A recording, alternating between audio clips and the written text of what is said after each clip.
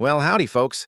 Let me tell you, it cost me exactly $600 in destroyed mailboxes and got me slapped with over $6,000 in completely bogus HOA fines before I finally decided to stop playing Victoria's game. I was done. So I built a mailbox based on a dusty 40-year-old plat map and a forgotten federal law that she and the entire HOA board had completely overlooked. That, my friends, is when the real fun started. For those of you new to the channel, my name is Arthur Vance. I believe in one thing: measure twice, cut once. I spent 40 years as a structural engineer living by that rule: precision, planning, and doing a job right the first time. I was ready to apply that same philosophy to my retirement. My wife, the ever-patient Laura, and I had finally bought our forever home. Not a mansion, just a solid house on 4 acres of land outside of Phoenix. It had old-growth ironwood trees, room for a huge garden, and the kind of peace that makes you forget the city exists. We called it our slice of heaven. Turns out that slice of heaven came with a tiny, almost invisible string attached. It was technically, and I mean by a whisker, part of a newer master-planned community called Stone Creek Estates. And that string had a name: Victoria. Victoria was the president of the Stone Creek Homeowners Association. From the moment we met her at a welcome barbecue, I knew we were in for a ride. She was a woman in her late 60s who drove a white Range Rover and wore designer visors indoors. She had that particular look, the kind that sizes you up, finds your life choices wanting, and mentally issues you a fine, all in the space of a single heartbeat. Our property, with its rustic, oversized charm, was clearly a splinter in the thumb of her perfectly manicured community. Victoria walked over holding a plate with a single, sad-looking crustless sandwich and said with a smile that never reached her eyes, "It must be so much work trying to bring an older lot like this up to Stone Creek's elite standards." Not a welcome, but a backhanded critique. That was Victoria's opening shot. The first real battle, of course, was the mailbox. The property didn't have one, so I bought a standard USPS-approved box and a sturdy cedar post. I spent a Saturday digging the hole, mixing the concrete and setting it just right. The final thump of my fist on the post to check its stability was me silently declaring, "This is our home." A week later, we came home from the market to find it completely obliterated, just flattened. There were wide tire tracks in the soft dirt, clear as day. The post was snapped and the box was a crumpled mess. Teenagers? Laura sighed. I figured she was right. Vandalism. Annoying, but part of life. With a deep breath, I got out my tools. The grinding screech of that mangled metal as I wrenched it from its footing was the true start of this mess. I just didn't know it yet. So I built a second mailbox. New post, new box, stronger concrete. This time, I painted the post a nice, respectable slate gray to match the house trim. It looked sharp. 2 days later, a crisp, cream-colored envelope arrived in our mail slot. It had the Stone Creek Estates logo embossed at the top. It wasn't a welcome note. It was a formal violation notice. Pursuant to the Stone Creek Covenants and Restrictions, Article 3, Section 1C, all mailbox support structures must be painted. Desert Sand Taupe, Pantone 4030U. The structure currently installed utilizes slate gray, a non-compliant color. A fine of $75 has been assessed to your account. Please remedy this violation within 15 days to avoid further penalties. Desert Sand Taupe, a color so bland, so utterly devoid of character, it could only have been conceived by a spiteful committee. It was the color of dust and weak coffee. It was, without a doubt, the ugliest color I had ever been legally mandated to use. Laura just said, "Don't let her get to you." But it wasn't about the color. It was about being told what to do on my own property by a tyrant. Still, I was trying to be the reasonable man. I sighed, bought the paint, and spent a Saturday meticulously painting the post. Every brushstroke felt like a little piece of my structural engineer's soul was dying. The mailbox looked pathetic, like it was embarrassed to exist. I certified my compliance. The following Tuesday, we came home to find the taupe mailbox flattened, smashed with the same deliberate vehicular malice as the first one. Only this time, as I was kneeling in the dirt, examining the splintered wood, something caught my eye. A tiny fleck of pearlescent white paint stuck right in the grain of the wood. It was small, no bigger than my pinky nail, but it was unmistakable. It was the exact shade of Victoria's pristine range, Rover, and that's when everything changed. This wasn't random teenagers. This was a declaration of war. My blood boiled, but the engineer in me took over. Anger is messy. Data is clean. I needed proof. So instead of confronting her, I drove to the sporting goods store and bought a $90 trail camera, the kind hunters use. That evening, I strapped it to a large ironwood tree on the edge of the common area, perfectly camouflaged with a perfect view of the mailbox's location. The almost silent click of the shutter as I tested it was the sound of a trap being set. Then for the third time, I went to the hardware store. I bought the same post, bolted it back onto the footing, and with grim satisfaction, painted it the most blindingly compliant shade of desert sand taupe you have ever seen. And then I waited. The ball was in her court. It didn't take long. Less than a week. One morning, I checked the trail cam's SD card, feeling like a spy in my own retirement. And there it was. The footage was grainy.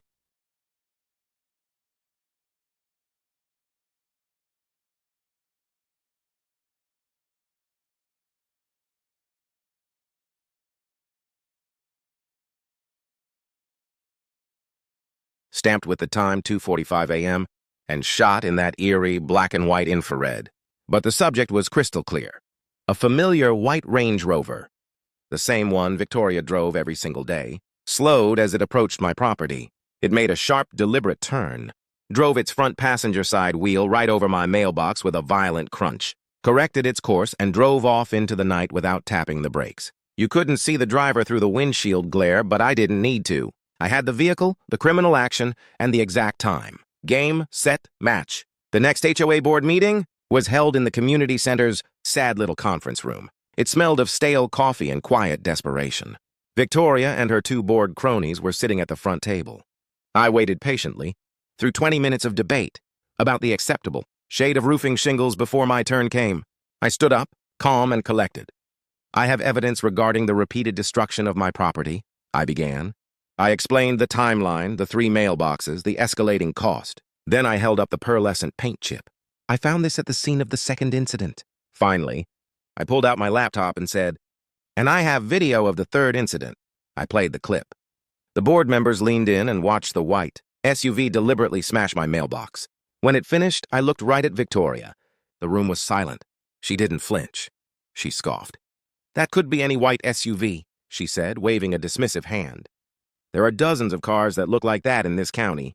"Are you accusing me, Arthur? In a public meeting? This feels like targeted harassment." The sleepy-looking treasurer chimed in. "The video is inconclusive. It's blurry. We can't act on speculation or circumstantial evidence." They refused to look at it again. They thanked me for my time and dismissed my claim entirely. The system wasn't just broken. It was a fortress designed to protect its queen. I walked out of that room stunned and defeated. The counterpunch came 2 days later, delivered via certified mail. It was a letter from the board. Not only were they not going to do anything, they were fining me $500 for failure to maintain property in a state of good, repair, citing my destroyed third mailbox, and another $250 for installing an unapproved surveillance device on what they claimed was HOA Common property, the tree across the street. That's when the engineer in me shut down, and the angry resident took over for about 5 minutes. Then, the engineer came back online, angrier than before, but with a purpose. If their rulebook was a weapon against me, I needed to find a bigger rulebook, and I found one. I spent an entire night digging through municipal codes, county ordinances, and finally federal regulations. And there it was, USPS Postal Operations Manual, Section DMM 5008. It details the rules for mail receptacles. Buried in the legalese is the core principle.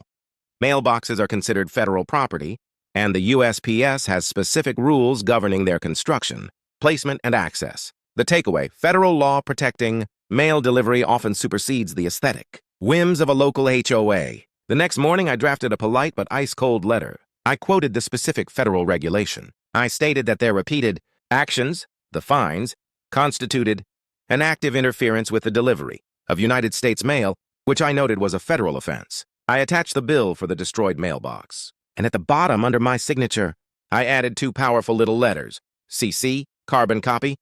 I sent a copy of the entire package to the regional postmaster general. Let's see how Victoria's little board deals with a letter from the federal government. Playing the federal card worked like a charm for a while.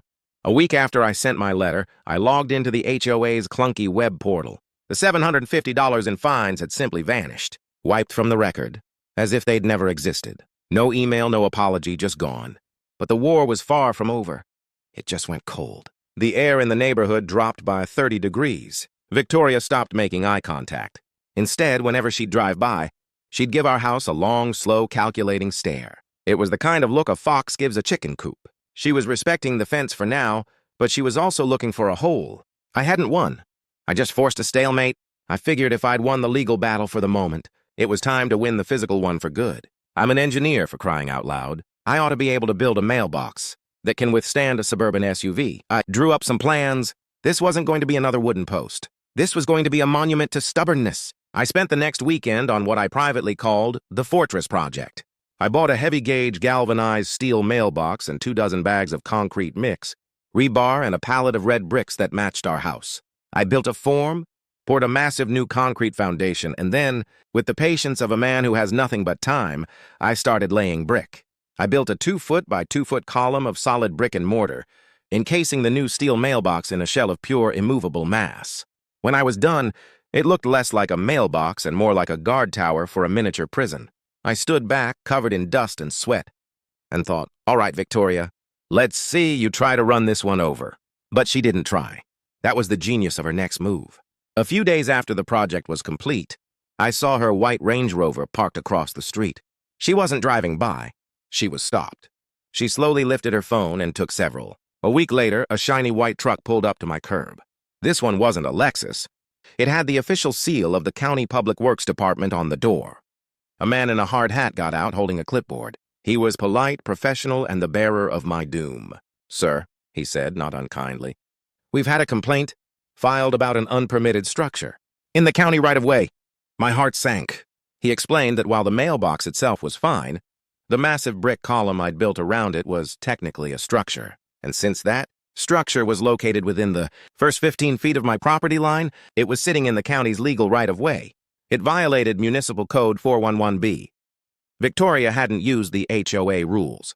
She'd gone over my head using a higher legitimate authority. She had weaponized the county against me.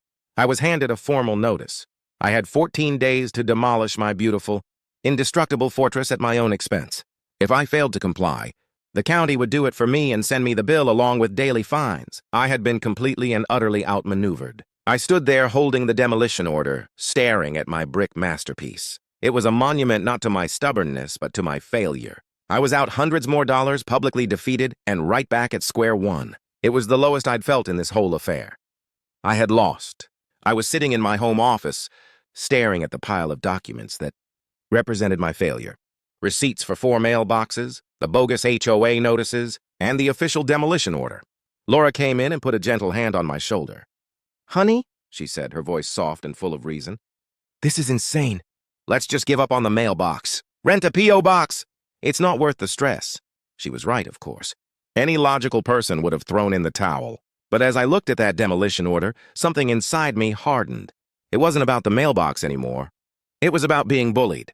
It was about this woman thinking she could just roll over anyone who didn't fit into her. Perfect little world. This was our forever home. I was not letting her win. That rejection of defeat lit a different kind of fire. I wasn't just angry. I was on a mission. If I couldn't win by building, I would win by reading.